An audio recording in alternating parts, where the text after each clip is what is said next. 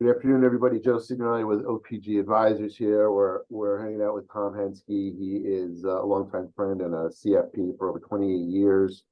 He's currently in the insurance area and spending a lot of time in the topic regarding how to speak to your kids about financial advice. He's written a book called Total Sense, which I love, which I've read, which I'm going over with my son. So, Tom, welcome. Joe, how are you? I'm doing well, thank you. I really think it's a great topic for other COOs and CFOs to talk about and hear about and get some advice, because we all are, I find, neglectful with our kids and talking about this topic, and you found a really great way to do it. So tell us a little bit quickly about, why you did it, how you came up with what, the thought process, and what the book is doing for those conversations. Well, you know the saying, the shoemaker's kids never have the right shoes. Exactly. That's kind of what I found. Actually, I've spent 28 years working in the high net worth space, mostly in financial advising, now specializing in life insurance for estate planning reasons.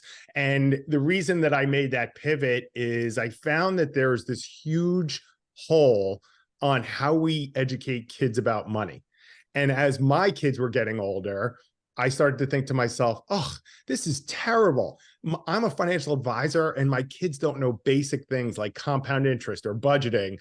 And we all complain as parents, right? My kid doesn't understand the value of a dollar, or my kid thinks that money grows on trees. So it's funny because I have a lot of CFOs and COOs as clients, and they were experiencing the same thing.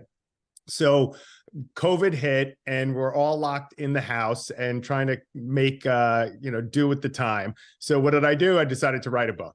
And the book is intended for parents. It's not for the kids. It's for parents on how to talk to your kids about money. So that's basically where it started.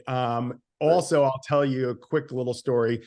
I would ask my kids during COVID, we're having dinner together every night. And I would start with, so tell me about your day. And two things happened. First of all, it was met with the answers of, how's your day? Good. What's new? Nothing. Any tests in school? No. And it just frustrated the heck out of me. So finally, one night I asked it and my son teed off on me. He said, stop asking me about my day. Our day was terrible. I woke up, I went to the computer, I had class, I have no sports, I can't see my friends, I can't go out. It's terrible. Stop asking me about my day. So I panicked, just like any other parent would, and I started to think of other topics to talk about.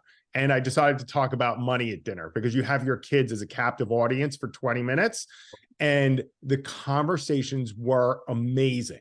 It's amazing some of the things my kids knew that I didn't think that they would. It was also a little telling that they didn't know basic things that I thought that they should have by now. And I just realized it's a topic that's not really happening in the schools in any great way or shape or form. It doesn't. Why do you think that that's not something that the school focuses on historically? Oh God, you're going to have to turn this into an hour-long conversation. Here's what I would say. It's number one, if the states don't mandate it, it doesn't happen. Right? There's the saying that goes, what gets measured gets done, as all of your constituents would know. Yep. So I think if the state doesn't mandate it, the schools already have a pile of other requirements. They don't have time to deal with it. Makes sense.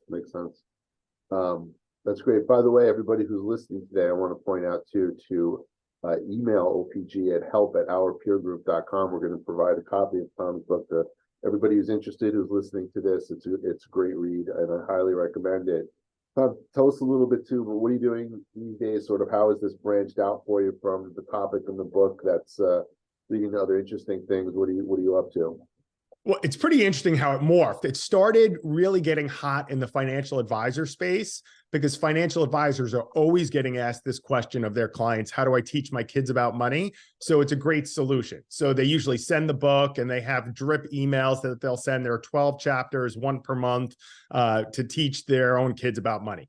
That was super cool. And then all of a sudden I started getting on the school speaking circuit. So private schools were hiring me to come in and speak, to talk to parents about the topic. Wouldn't you know that one of those parents knew somebody who knew somebody?